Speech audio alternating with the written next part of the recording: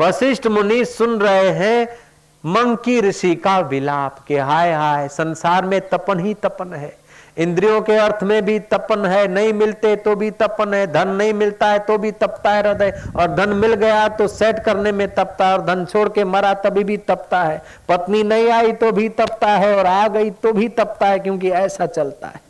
अच्छा चलता है तो भी शक्ति नाश करके भी पश्चाताप करता है, बेटा नहीं होता है तो भी तपता, और बेटा हो गया पढ़ता नहीं तो भी तपता है, पढ़ गया और पास नहीं हुआ तो भी तपता, और पास हो गया नौकरी नहीं मिलती तो भी तपता है, नौकरी मिल गई लेकिन लड़के को ठीक से छोकरी नहीं मिलती है तो भी तपता है, और छोकरी मिल गई और फिल्म में जाते तो भी तपता है, फिल्म में नहीं जाते तो कि बुद्धू है ऐसा सोच के भी तपता है, और उस छोकरे के भाई बंद आते हैं और खा पी के जाते तो भी तपता है, और कोई भाई बंद नहीं मिलता है तो भी तपता है। इस जगत में तपन के सिवाय और बचा ही क्या है। तंदुरुस्त रहता है तो काम क्रोध से तपता है, और बीमारी होता है तो बीमारी में तपता है, तीर्थ यात्रा करने जाता है तो भी कष्ट सह के तपता है, और घर में बैठा रहता है तो भोगों में तपता है।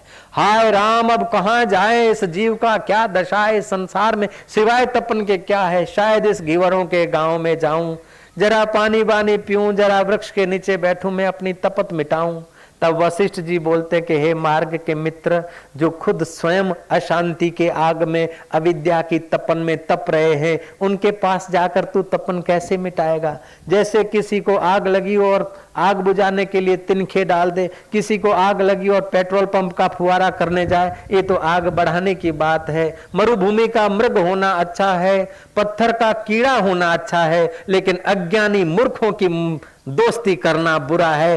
पत्थर का कीड़ा तो भूख से तपता है, लेकिन अज्ञानी तो विकारों से तपते। पत्थर का कीड़ा तो तप के एक जन्म में मर जाएगा, लेकिन भोगों में जो तप रहे उसको तो 84 लाख जन्म लेने पड़ेंगे। हे मार्ग के मित्र, हमारे शरीरों का तू सानिध्य ले, तेरी तपन मिटा देंगे। हमारा एक भी ऐसा शिष्य नहीं हुआ जिसकी मैंने वचन के अमृत से तपन न मिटाई हो। आप हमारा संग कीजिए, मैं तुम्हारी तपन मिटा दूंगा। मंकी ऋषि जैसे आखिरी श्वास लेते हुए व्यक्ति को साक्षात शिवजी आकर वरदान दे और आलिंगन करे, निर्धन को कुबेर भंडारी आकर अभिषेक कर दे, ऐसे ही मंकी ऋषि की हजारों निराशा में वशिष्ठ मुनि के शब्द महा आशा का सूर्य उदय कर दिए। मुनि, तुम कोई आदि पुरुष मालूम होते हो, तुम कोई विराट पुरुष मालूम होते हो, मनुष्य देह में तुम साक्षात कोई पर ब्रह्म परमात्मा के आनंद से पूर्ण पुरुषोत्तम मालूम होते हो। ऐसा करके मंकी ऋषि वशिष्ठ के चरणों में गिर पड़ा है कि नाथ में अब तुम्हारे शरण, क्योंकि इंद्रियों के अर्थ में वैराग्य था, इसलिए वशिष्ठ के 2 वचन सुनकर उसे तसल्ली हो गई।